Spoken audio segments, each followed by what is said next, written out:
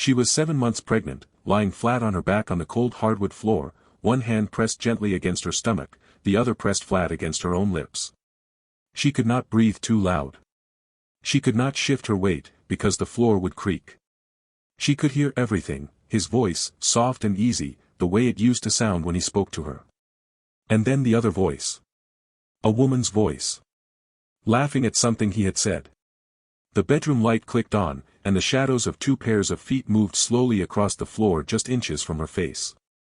Her baby kicked. And Dorothy and Calloway, who had spent the last 6 years of her life believing she knew exactly who her husband was, understood in that single silent moment that she had never known him at all. But the worst part, the thing that would take months before she could even bring herself to say out loud, was not the woman in her bedroom. It was what she heard next, after the laughter faded, and the room went quiet, and Raymond Calloway sat down on the edge of their bed and started talking about the future. About their money. About their child. About a plan that had been moving forward for over a year, right beneath her feet, right beneath her hands, right beneath everything she thought was real.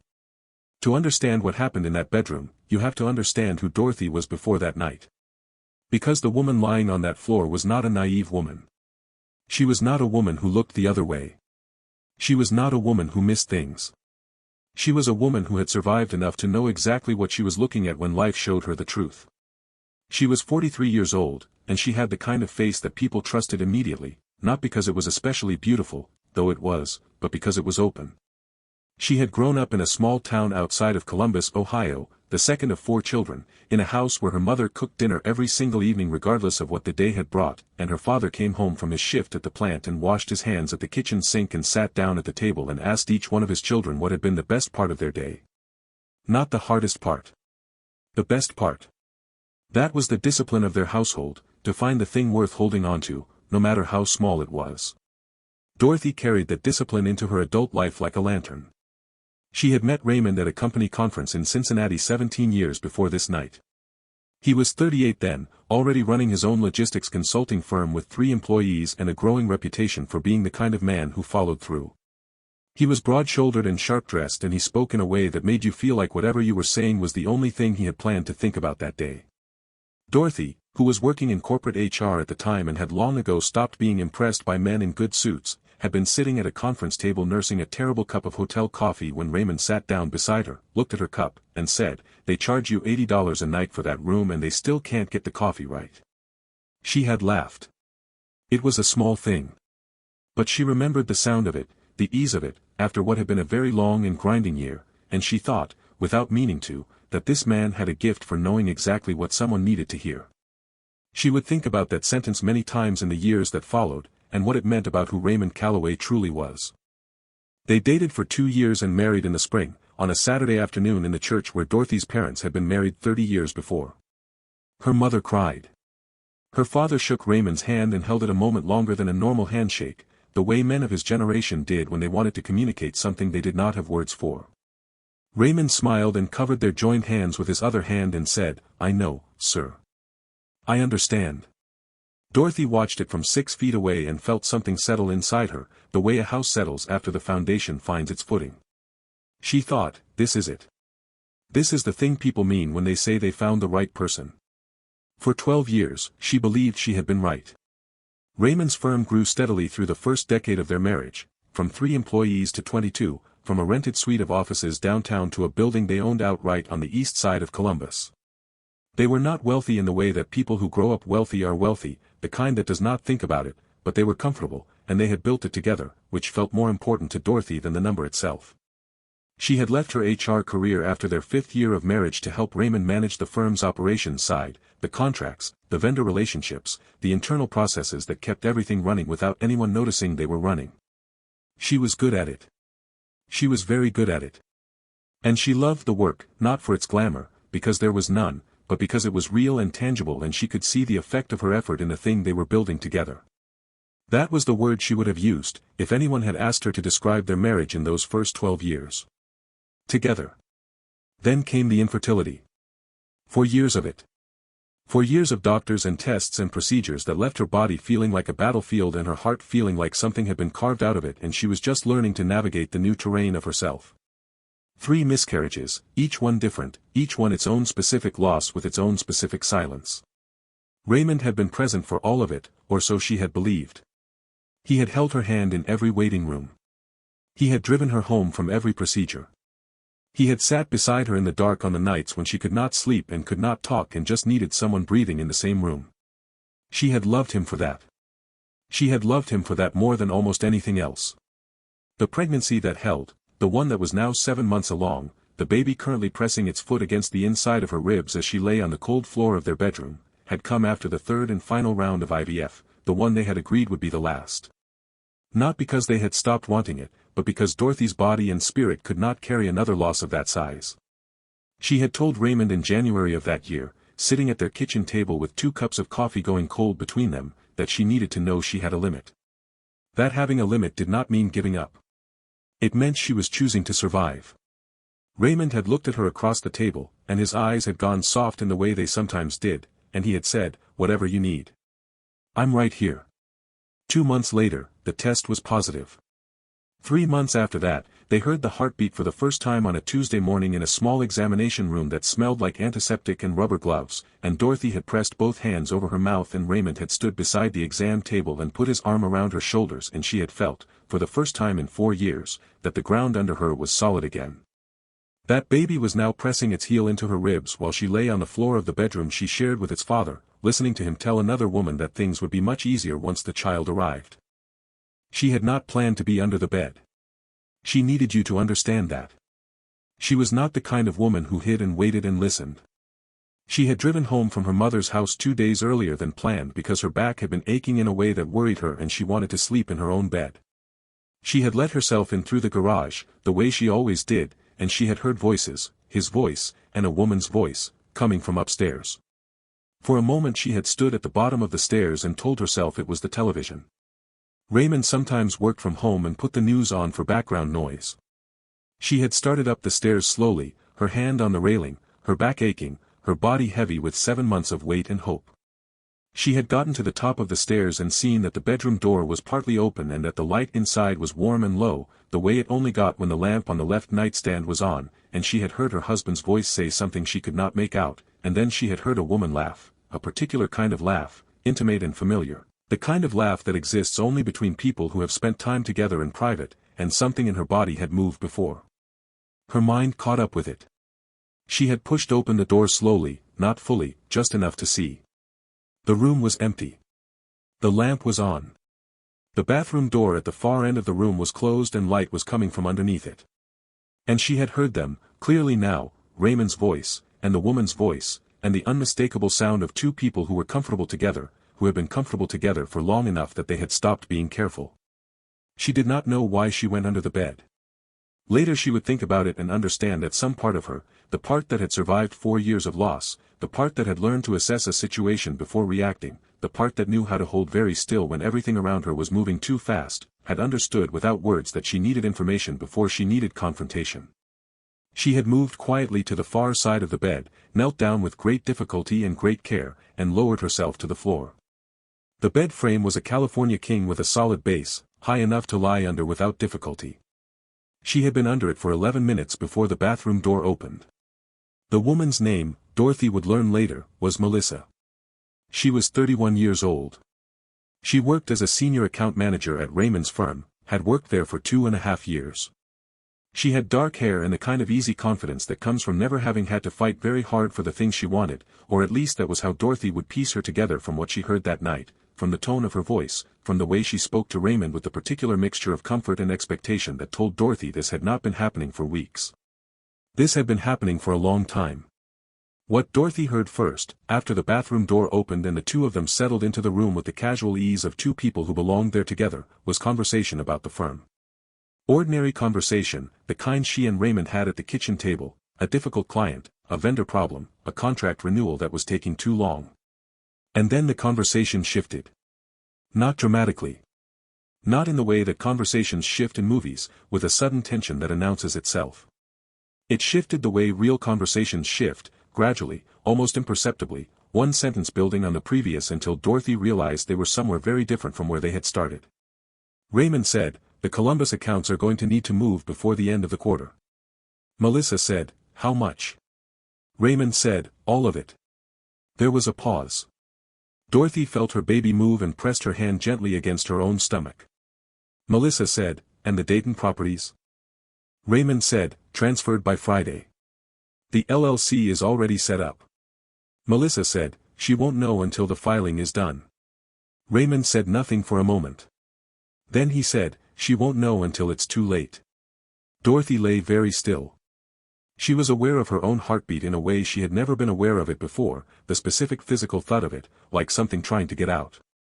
She was aware of the faint smell of the wool rug beneath the bed, and the sound of a truck passing on the street outside, and the particular quality of silence in the room between the sentences Raymond and Melissa were exchanging. She was aware that the baby had gone still. She breathed in through her nose, slow and controlled, the way she had learned to breathe in the waiting rooms, the way she had learned to breathe on the mornings when the tests came back wrong. She breathed in and she held it and she listened. Melissa said, "Once the baby is born, the paperwork gets cleaner. She gets the house. The house is the only asset that shows on the joint filing. Everything else is gone by then." Raymond said, "The attorney says 14 months, maybe less. By then it won't matter what she finds because there will be nothing left to find." There was another pause. Dorothy heard the sound of the bed shifting above her head as one of them sat down. She felt the frame settle with the weight. Melissa said, "Are you sure about this?" Raymond said, quietly, without any audible hesitation at all, "I've been sure for 2 years." She did not move for 40 minutes after they left the room. She lay on the floor, her hand on her stomach, and she did not cry. She had expected to cry. She had expected the tears to come the way they had come on the mornings after the miscarriages, sudden and overwhelming and beyond her control. But what came instead was something quieter and more frightening than grief. It was clarity. The particular, crystalline clarity that comes when a very large and very complicated thing becomes suddenly simple, when all the static of daily life falls away and you can see the architecture of what has been built around you, and you can see that it was built to hold you in, not to hold you up. She thought about the kitchen table in January. The coffee going cold. Raymond's eyes going soft. "Whatever you need. I'm right here." She thought about the way he had held her hand in the waiting rooms. She thought about the Tuesday morning with the heartbeat. And she thought about something her father had said to her once, when she was about 14 years old and had come home from school upset about a friend who had turned out not to be a friend. He had been washing his hands at the kitchen sink, the way he always did, and he had turned the water off and dried his hands on the dish towel and turned to look at her and said, "People show you who they are, Dorothy. The trouble is we don't always want to look." She had not known what to do with that at 14. Lying on the floor of her bedroom at 43, 7 months pregnant, her heart beating in her ears, she understood it completely. She thought, "I am going to need a lawyer." And then she thought, "I am going to need to know everything he has moved and where he has moved it to." And then she thought, "I am not going to let him know that I know. Not yet. Not until I know how much there is to know." And finally she thought, pressing her hand flat against the movement of her child, "I am going to be all right. I do not know how yet. But I am going to be all right." She got up from the floor slowly and with great care, the way you move when the stakes of moving wrong are too high to risk. She went downstairs. She went into the kitchen. She made herself a cup of tea. She sat at the kitchen table, their kitchen table, with the coffee rings on it, with the scratch along the left side from the time they had moved it during a renovation, and she drank her tea in the quiet of the empty house, and she thought about what came next. The next morning, Raymond came home at 6:45, which he explained by saying he had stayed at the office overnight because of a contract deadline. He kissed her on the cheek in the kitchen. He asked how her mother was. He put his hand on her stomach and said he could not believe how much bigger she had gotten in just 2 days. Dorothy looked at him, this man she had married in her mother's church, this man whose hand her father had held in a way that meant something, and she smiled. She said her mother was doing well. She said the drive home had been long. She said she was going to take it easy today. Raymond said that sounded like a good idea and poured himself a cup of coffee and sat across from her at the table and talked about the contract deadline in a level of detail that was so convincing and so specific that she understood he had been doing this, constructing these small convincing realities, for 2 years at minimum, possibly longer. He was very good at it. He had always been good at knowing exactly what someone needed to hear. That afternoon, when Raymond left for the office, Dorothy sat at the desk in the small room they used as a home office and opened the filing cabinet where they kept their household financial records. She did it methodically, the way she had once managed vendor contracts, the way she had learned to approach any system she needed to understand, starting at the beginning, moving forward, noting every inconsistency without reacting to it yet. She pulled the tax returns first. 3 years of them. She laid them side by side on the desk. She had always been involved in their finances. She had always understood their general structure. But she had not, she realized now, been looking at the details in the way that someone looks when they are looking for something wrong. She had been looking at them the way a person looks when they trust what they are seeing. The first thing she noticed was ordinary enough on its own. A deduction for a business property expense that she did not recognize. She knew Raymond had an office building on the east side. This was not that. The address listed was in Dayton. She set that return to one side. She kept going. The second return, from the year before. The same property expense. A different address this time, a commercial unit in a suburb north of Columbus. She had never heard Raymond mention a property in that location. She tried to remember if there had been a conversation about expansion, a new office, a satellite location. She could not find one. She set that return beside the first. She pulled the third return. 2 properties now. And something else, a business filing for an entity she did not recognize. An LLC with a name she had never heard, Kenworth Horizon Consulting, filed in Delaware. She had never seen that name in any conversation, any document, any email that had passed through their shared systems. She got up from the desk and went to the window. She stood there for a moment looking out at the driveway, at the concrete, at the maple tree at the edge of the yard that had turned fully red last October and that she had stood at this same window looking at and thought, simply, beautiful. She breathed. She went back to the desk. She opened Raymond's email on the shared household computer. They had always shared account access for business-related correspondence. It had been her idea years ago, for efficiency, and she searched for Kenworth Horizon. 47 emails. Going back 22 months. She did not read all of them that afternoon. She read enough. She read enough to understand that Kenworth Horizon Consulting was not a satellite office and was not a new business line. It was a vehicle. An entity designed to hold assets transferred from their joint accounts in increments that individually fell below the threshold that would trigger automatic reporting, a method she would later learn forensic accountants called structuring.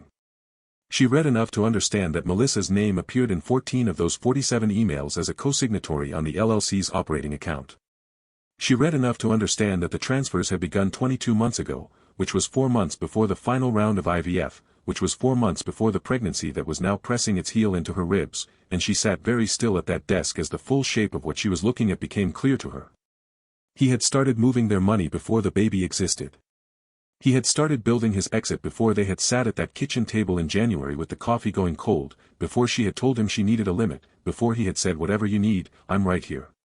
He had said those words to her while the transfers were already in motion. He had held her hand in the waiting room for the last round of IVF while an LLC in Delaware was receiving incremental deposits from their joint business accounts. He had stood beside the exam table on a Tuesday morning and put his arm around her and listened to their child's heartbeat while he was building a life she would not be part of. She closed the email. She put the tax returns back in the filing cabinet in exactly the order she had found them. She went upstairs and she washed her face and she looked at herself in the bathroom mirror for a long moment, at her eyes, which were steady, which surprised her, and she said to herself, quietly, out loud, in the voice she used when she needed to hear something in order to believe it, you are not going to panic. You are going to be very, very smart about this. Now let me ask you something, and I want you to think about this honestly before you answer. If you had been in Dorothy's position, if you had found that first unfamiliar address on a tax return, that first name of a company you had never heard your husband mention, what would you have done? Would you have confronted him that same evening? Would you have kept looking? Would you have been able to sit across from him at the kitchen table the next morning and say nothing at all, the way Dorothy did, because you understood that the moment he knew you were looking was the moment whatever remained would disappear?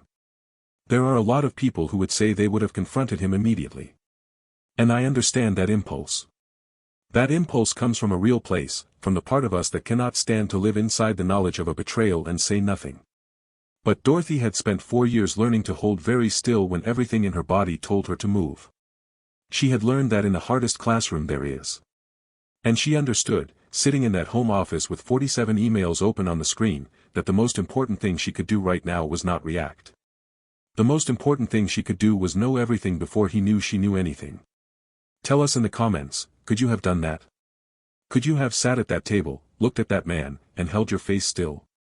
The following Monday morning, Dorothy called her OBGYN's office first thing and made an appointment. She was not in medical distress. She told the receptionist her back was aching and she wanted it checked. It was true, her back was aching. She needed a legitimate reason to be out of the house for 2 hours without Raymond asking questions, and a medical appointment was the cleanest one. She sat in the waiting room of her OB's office on a Monday morning in November, her coat across her lap, her phone in her hand, and she searched for family law attorneys in Columbus, Ohio. She called the third one on the list. Not the first, not the second. She had always been cautious about the things that mattered, and she needed someone who was not the most obvious choice, because Raymond knew people, and she was not yet certain how widely his planning extended. The attorney's name was Margaret Harlow. Her office was in a nondescript building near the university, on the 4th floor, with a waiting room that smelled like carpet cleaner and had a small window that looked out onto a parking structure. Dorothy would sit in that waiting room twice before everything was resolved, and both times she would find something almost comforting about its plainness, its refusal to perform anything. It was just a room where real things happened. She met with Margaret Harlow 2 days later, on a Wednesday afternoon, while Raymond thought she was at a prenatal yoga class she had stopped attending 3 weeks earlier but had not told him she had stopped. She sat across from Margaret Harlow in a chair that was slightly too low for the desk, and she laid out what she had found: the tax returns, the LLC, the email trail, the overheard conversation, with the same methodical precision she had once used to manage vendor contracts. She did not cry. She did not embellish.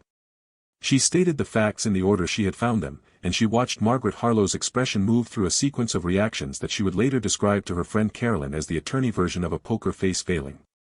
Margaret Harlow looked up from her notepad and said, "How long have you been managing the day-to-day operations of his firm?"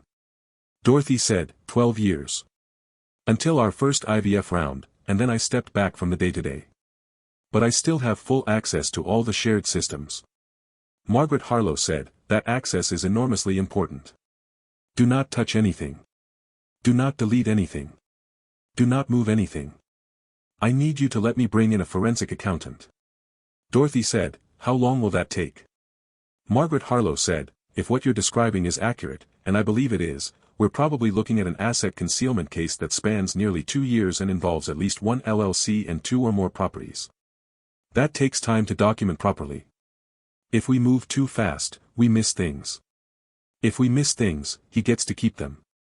Dorothy nodded. She understood the logic. She asked what she should do in the meantime. Margaret Harlow said, "Be exactly who he thinks you are. Don't change anything. Don't ask unusual questions. Don't touch the financial files at home. Let him believe nothing has changed." Dorothy looked at her steadily and said, "I can do that." And Margaret Harlow looked back at her, really looked at her, the way attorneys do when they are assessing not the case but the client, and said, "I believe you."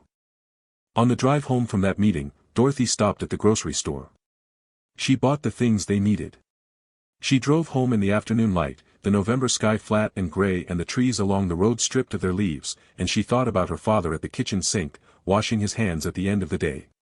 She thought about the way he had dried them on the dish towel and turned to look at her. People show you who they are. She thought about how right he had been, and how long it had taken her to see it clearly enough to use it. She pulled into the garage. She sat in the car for a moment after the engine went off. She listened to the quiet. Then she got out of the car and went inside. Her friend Carolyn Whitfield had known Dorothy since college. They had been roommates at Ohio State for 2 years and had maintained the kind of friendship that does not require constant contact to remain intact, the kind where you can go 2 months without speaking and then sit down together and the 2 months collapse to nothing. Carolyn was a high school principal in a suburb north of Columbus, divorced herself for 4 years, with 2 daughters in their teens and a matter-of-fact understanding of hardship that Dorothy had always found more steadying than comfort. Dorothy called her on a Thursday evening, from the driveway of their house, sitting in the car in the dark with the engine running for warmth. She told Carolyn everything. When she finished, Carolyn was quiet for a moment. Then she said, "How long have you been sitting in that car?" Dorothy said, "About an hour." Carolyn said, "Okay. I need you to hear something, and I need you to let me finish before you say anything. She paused. When my marriage ended, not the divorce, but the actual moment it ended, the moment I knew it was over, I was at the kitchen table at 2 a.m. going through our bank statements because something hadn't added up and I had been telling myself for 6 weeks it was a mistake. And I found the credit card. The one I hadn't known about. And the hotel charges. And the flights. And I sat there at that table and I had two choices. I could fall apart right then. Or I could get very organized. I chose to get organized, and it was the hardest thing I have ever done in my life, and it was also the thing that saved me. Because the woman who falls apart at 2 a.m. does not walk out of a divorce with her house, her pension, and a settlement that pays her daughter's college tuition. The woman who got organized did. She stopped. Dorothy heard her exhale. You are already doing the right thing. I need you to know that. And I need you to know that I think you are going to come through this. Not unscathed. There is no unscathed version of this. But through it. You hear me? Dorothy said, I hear you. Carolyn said, good. Now go inside. Make yourself dinner. Call me tomorrow. Dorothy sat in the car for another moment after she hung up. The garage was dark except for the automatic light that had clicked on when she pulled in, now beginning to fade. She thought about what Carolyn had said, not unscathed, but through it. She thought about how honest that was. Not comfort disguised as truth. Just the truth, offered plainly, because that was what they were to each other. She thought about how rare that was, to have someone who did not soften things because they were afraid of how the real version would land. She was grateful, in the particular way you are grateful for things that cost the other person something to give. She went inside. She made dinner. She sat across from Raymond at the table they had sat across from each other at for 12 years, and she told him about the prenatal yoga class, which she had not attended, inventing a detail about a new instructor who moved too fast through the poses. Raymond listened and nodded and said they should probably think about the birth plan soon, he had been reading about it. Dorothy said yes, that was a good idea. She asked about his day. He told her about a client meeting. She listened to every word. She filed every word. She smiled at the right moments and nodded at the right moments, and after dinner she did the dishes while Raymond watched the news in the next room, and she stood at the sink with her hands in the warm water and she thought, very quietly, without letting it show on her face or in her posture or in the cadence of her breathing, I know everything. And soon I will know more. 3 weeks after Dorothy's first meeting with Margaret Harlow, the forensic accountant, a methodical man named Gerald who wore reading glasses on a chain around his neck and who communicated primarily through email and spreadsheets, delivered his preliminary findings. Dorothy sat in Margaret's office on a Tuesday afternoon and read through the summary with the same stillness she had brought to everything since the night on the bedroom floor. Gerald had found, in 22 months of transferred funds from their joint business accounts and personal savings, a total of just under $900,000 moved into Kenworth Horizon Consulting. In addition to the 2 properties she had already found, the Dayton commercial unit and the suburban Columbus property, there were 2 more. A rental property in Tennessee, purchased through a shell company with a different name but the same Delaware registration agent as Kenworth Horizon. And a brokerage account held in Melissa's name alone, funded by a series of transfers that Gerald had traced through 3 intermediary accounts in a paper trail that had been deliberately designed to be difficult to follow. He had followed it anyway. $900,000. 2 years of incremental, deliberate transfers, timed and structured specifically to avoid the reporting thresholds that would have flagged them automatically. And it had very nearly worked. Dorothy looked at the total. She thought about the January kitchen table. She thought about the exam room on a Tuesday morning. She thought about the way Raymond had put his arm around her and listened to their child's heartbeat. She thought about all the things she had believed about who they were and what they had built. And then she set the summary down on Margaret's desk and she said, very quietly, what happens next? Margaret Harlow said, what happens next is we file. Raymond was served at his office on a Wednesday morning, 9 days before their anniversary. Dorothy had not chosen that timing deliberately, the filing had moved when the documentation was ready, and the documentation had been ready when Gerald said it was ready. But 9 days before their anniversary was when Raymond Calloway, who had spent 2 years constructing a careful exit from his marriage while maintaining the performance of a devoted husband, was handed a divorce petition, a temporary restraining order freezing all assets connected to both Kenworth Horizon Consulting and his primary business accounts, a formal discovery request, and a 47-page forensic accounting summary. Dorothy was at her mother's house when it happened. She had driven up the evening before, ostensibly for a routine visit, actually because she needed to be somewhere she could sit still and breathe without managing her expression. Her mother, a 71-year-old woman named Beverly who had spent 50 years reading her children with the precision of someone who had made it a career, looked at Dorothy when she walked in and said, "What happened?" Dorothy sat down at her mother's kitchen table, a different table, a smaller one, with a plastic fruit bowl in the center and a window that looked out onto the backyard, and she told her mother everything. Beverly listened without interrupting. When Dorothy finished, Beverly was quiet for a moment. Then she reached across the table and put her hand over Dorothy's hand and held it there and said nothing. She did not say that Raymond was a terrible person, though she believed he was. She did not say that everything would be fine, because she did not know that it would be. She just held her daughter's hand for a long moment, the way you hold on to something that matters, and that was enough. That was exactly enough. Dorothy's phone rang that afternoon. It was Raymond. She let it ring. He called 3 more times over the next 2 hours. On the 4th call she answered and said, before he could speak, "My attorney is Margaret Harlow. All communication goes through her. Please don't call this number again." Then she hung up. She sat with her phone in her hand for a moment.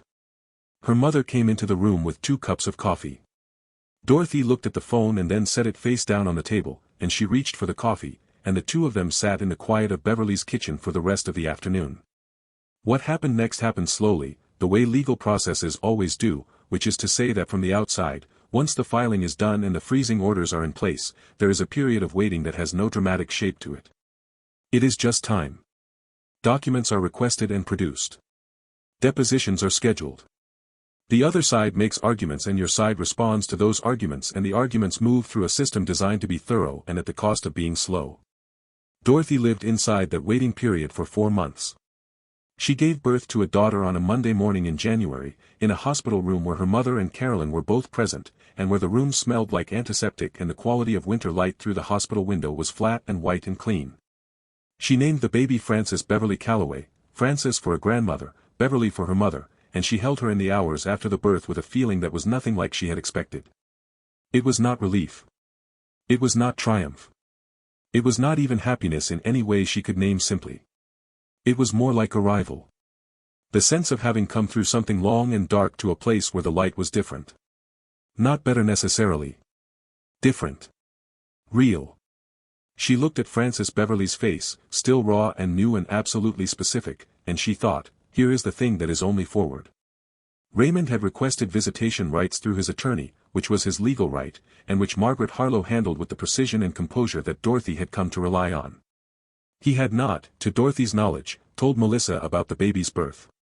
She did not spend time wondering what he felt about it. She had made the decision, somewhere in the long days of the waiting period, to stop imagining Raymond's interior life. She had spent 17 years trying to understand what he was thinking and feeling. She was finished with that. Her energy, in these months, was for Frances Beverly, and for herself, and for the case. The deposition happened 6 weeks after Frances was born. Dorothy did not attend. Margaret told her afterward that Raymond's attorney had presented a version of events in which Raymond claimed the asset transfers were legitimate business restructuring predating any plan to divorce, that Kenworth Horizon was a strategic vehicle agreed to verbally by both parties, a claim that dissolved almost completely when Margaret produced the email correspondence, the forensic accounting timeline, and a recording Dorothy had made on her phone that night in November, before she had left the house, of a conversation through the bedroom wall. Not of the intimate parts of the evening. Of the financial conversation. The one where Raymond had said, "She won't know until it's too late." Margaret said she had never seen a deposition shift as clearly or as early as that one had. Raymond's attorney had asked for a recess after the recording was played. They did not return with the same arguments they had entered with. Now I want to stop here and ask you something that I have been thinking about throughout this story, and I think it is worth asking directly. We talk a lot, in our culture, about loyalty. About what it means to keep a promise. About what a person owes the people they made vows to. Raymond Calloway did not just cheat on his wife. He did not just have an affair. He looked Dorothy in the eyes while she was going through one of the most physically and emotionally costly experiences a woman can go through, the years of infertility, the miscarriages, the rounds of treatment that left her body and heart both exhausted, and he chose, during those exact years, to begin systematically stripping the life they had built together in preparation for leaving. He chose to take the trust she placed in him during her most vulnerable period and use it as cover. And he had very nearly succeeded. So I want to ask you, what do you believe a person truly owes another person when they make a promise? Not in a simple case, not in a clean case, but in a case like this one, where the promise was kept as a performance while the foundation was being removed from underneath it? Think about that. Tell us in the comments what you believe. The settlement conference happened on a Thursday in March, on the 42nd floor of a building in downtown Columbus, in a conference room with a long table and a window that looked out over the city. Dorothy wore a gray coat and black boots, and she had Frances Beverly with her mother that day, and she sat on one side of the table and Raymond sat on the other side, and she looked at him for the first time since the night she had driven to her mother's house and let his calls go to voicemail. He looked different. Not older, exactly. More compressed. Like something internal had been reduced. He met her eyes once, across the table, at the beginning, and then he looked at the table in front of him and he kept his eyes there for most of what followed. Raymond's attorney made an opening offer that was, in Margaret's words afterward, aggressive in its optimism. Margaret declined it. The forensic accounting had established $900,000 in fraudulently transferred marital assets, plus 2 properties totaling an additional assessed value of $640,000 and the Tennessee rental property with its independent revenue stream. The total marital estate, properly calculated, was considerably larger than what Raymond had intended Dorothy to know about. Gerald had also found, during a deeper review of the primary business accounts, evidence that Raymond had underreported business income on 3 consecutive tax filings, which introduced a liability that Raymond's attorney was not eager to test in front of a judge. By noon, the optimism of the opening offer had been replaced by something considerably more realistic. Dorothy did not say anything during the settlement conference. That was Margaret's role, and Margaret was very good at it. Dorothy sat in her chair with her hands folded on the table and she watched the conversation move, and at the moments when she needed to confirm something or agree to a direction, she nodded or she said yes or she said give me a moment and she wrote something on the notepad in front of her. At one point Raymond's attorney asked for a 10-minute break and the two sides separated to different ends of the floor, and Dorothy stood at the window looking out over the city, the rooftops, the highway in the distance, the flat March sky, and she thought about a Tuesday morning in a small examination room with the smell of antiseptic and rubber gloves, and she thought about 2 cups of coffee going cold on a kitchen table, and she thought about her father drying his hands on a dish towel. And turning to look at her. People show you who they are. The trouble is we don't always want to look. She thought, I looked. And here I am. And that is going to have to be enough for now. The settlement was reached that afternoon.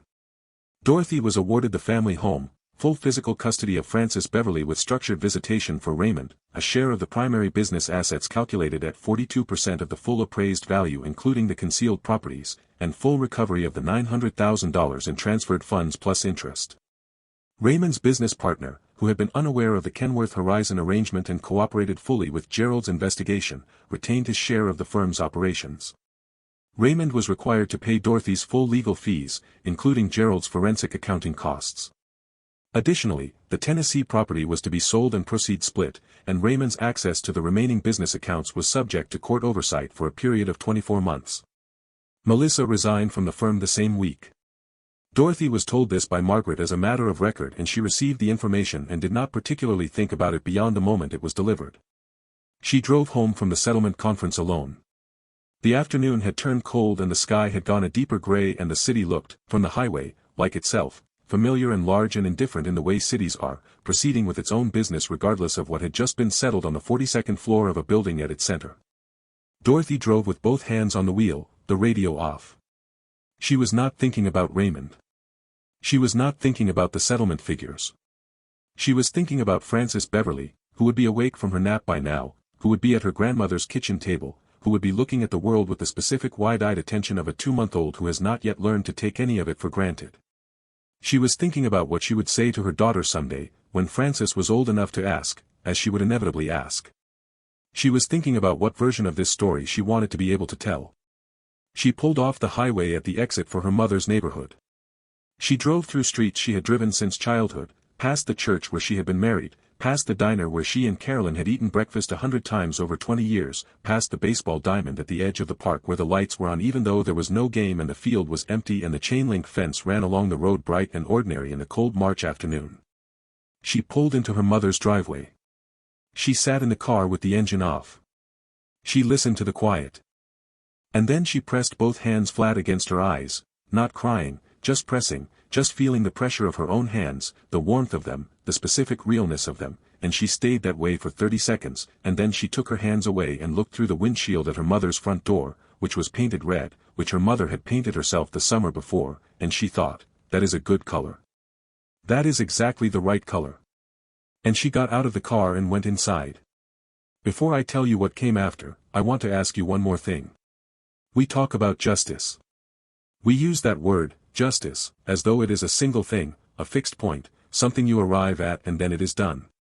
But I want to ask you, after everything you have heard, whether you believe that what Dorothy received was justice in any complete sense of the word. She received what the law could give her. She received it because she was methodical and patient and she had a good attorney and a skilled forensic accountant and a friend who told her the truth at 2 a.m. in a driveway. She received it because she had the financial resources to pursue it and the emotional reserves to endure the pursuit. But the 2 years Raymond spent building his exit while holding her hand in waiting rooms, that does not appear in any settlement document. The January morning with the coffee going cold, that is not a line in a forensic accounting report.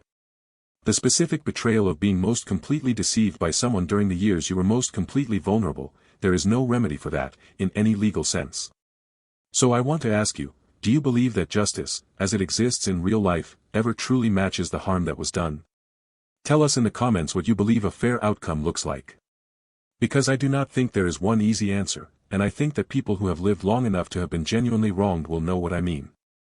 2 months after the settlement, Dorothy hired a property management company for the rental income from the Tennessee property, which was now fully hers. She enrolled Frances Beverly in an infant music class at the community center on Tuesdays, a decision that had no practical utility whatsoever and that she made purely because Frances made a specific sound when she heard music that Dorothy could not adequately describe except to say that it looked like recognition. She had dinner with Carolyn every other week at the diner near the university, the one with the red vinyl booths and the coffee that was always exactly hot enough. She started sleeping through the night again, which surprised her, because she had not realized until it returned how completely she had lost it. The first unexpected moment that told her something true about herself came on a Thursday afternoon in May, 7 weeks after the settlement. She was in the grocery store with Frances Beverly and the carrier on her chest, moving through the produce section, and she stopped in front of a display of navel oranges and she was aware, suddenly and without warning, that she was not thinking about anything that had happened. She was not managing her thoughts, not redirecting them away from the kitchen table or the bedroom floor or the 42nd floor conference room. She was just standing in a grocery store looking at oranges and thinking that she should get some because Frances would be starting solids in a few months and oranges would be good. It was a completely ordinary thought. And the ordinariness of it, the clean, unweighted ordinariness of it, hit her in the chest like something physical, like walking into sunlight after a very long time indoors. She stood there in the produce section with her daughter pressed warm against her chest and she breathed in the cool grocery store air and the faint smell of the misted vegetables and the particular grocery store smell she had known her whole life, and she thought, there it is. There is the first time it has just been Tuesday. She told Carolyn about it at dinner the following week. Carolyn listened and then said, I know exactly what that is. Dorothy said, what is it? Carolyn said, it's the first time the present tense belonged to you again. She picked up her coffee cup. It takes longer than people say it does. And then one day you're looking at oranges. Dorothy looked at her across the table, the red vinyl booth, the coffee, the window that looked out onto the parking lot where the streetlights were just coming on in the early evening, and she said, I didn't think it would feel so much like something I had to earn. Carolyn set down her cup. She looked at Dorothy, and for a moment neither of them said anything. Then Carolyn said, everything real is something you earn. That's how you know it's yours. Dorothy thought about that for a long moment. She turned her coffee cup in her hands. She nodded once, slowly, and said, yeah. That sounds right. There were things Dorothy decided, in the weeks after the settlement, to carry forward. She decided to carry forward the 12 years that had been real, the building of the firm, the Sunday dinners, the small accumulated knowledge of how to make a life with another person, even the grief of it, because the grief was evidence of something real having existed. She did not need the grief to have been unnecessary in order to justify having felt it. She decided to carry forward her father's words, which she had been carrying for 29 years without fully using. She decided to carry forward what Carolyn had given her in that driveway, not comfort, but the truth, offered without softening because they had known each other long enough to afford it. These were things worth keeping. She was clear about that. What she decided to leave behind was the habit of arranging her perception of reality around another person's comfort. That was the thing she had been doing, she understood now, for longer than the last 2 years of Raymond's deception. She had been doing it in smaller ways for years before that, managing what she noticed, tilting her read of events to fit the version of their life she had decided was true. That was not entirely Raymond's fault. She had participated in it. She was not willing to participate in it again. She was not going to be a person who needed things to be fine more than she needed them to be real. In June, she repainted the front door of their house. The house that was now entirely hers, deeded, settled, documented. She painted it the same red her mother had painted her own front door the previous summer. She was not sure, exactly, why she chose that color specifically. She thought it might have something to do with the fact that it was the first color she had thought simply, clearly, without qualification, that is the right color. No second guessing. No checking to see how it landed with someone else. Just the thing she wanted, chosen cleanly. Frances Beverly, 3 months old by then, was in the baby seat on the porch, in the late afternoon June light, watching her mother paint with the same wide-eyed attention she brought to everything. Dorothy talked to her while she painted, about nothing in particular, about the color, about the smell of the paint, about the way the light at this time of day hit the front of the house. Frances watched and listened and made small sounds. When the door was done, Dorothy stepped back and looked at it, and it was exactly what she had wanted. She picked Frances up from the seat and held her so they were both looking at the door together, and she said, "Your grandmother is going to love that. I want to speak to you directly for a moment, before we close this story." Dorothy Calloway was not a perfect person. She was not a saint. She was not the sort of figure in a story who exists only to be wronged and then to triumph. She was a real woman, practical and patient and deeply capable of love, who trusted the wrong person for longer than she should have and who paid a price for it that no settlement document fully covered. She spent 4 years of her most tender years carrying loss. She spent 2 years of her marriage being systematically deceived by the person who had promised to stand beside her. And she spent the first months of her child's life navigating a legal system and a grief that most people, when they imagine themselves in that position, cannot fully picture until they are in it. But here is the thing I want you to hold on to after this story is over. Dorothy did not survive what happened to her because she was unusually strong. She survived it because she was willing to look at what was real, even when what was real was the worst possible version of the truth. She was willing to hold very still when everything in her body wanted to move. She was willing to ask for help from the right people, an attorney, a forensic accountant, a friend who told the truth instead of the comfortable thing. She was willing to take the slower path when the faster path would have left her with less. And she was willing, in the end, to choose what to carry and what to set down, because she understood that the weight of carrying everything is what prevents you from moving forward. What this story is really about is not betrayal, though there was betrayal. It is not about money, though the money mattered. It is about what a person is capable of seeing when they finally stop looking away. And it is about what happens when that same person decides, quietly and without announcement, that they are going to use what they see instead of being destroyed by it. There is no version of Dorothy's story that does not include the loss. There is no version where the years are given back, where the waiting rooms are erased, where the kitchen table with the coffee going cold is just a kitchen table again. But there is a version, this version, the real one, where Dorothy sits on the porch of her house in the June afternoon light with her daughter in her arms, in front of a front door painted exactly the color she wanted, and she is not performing anything. She is not managing her expression.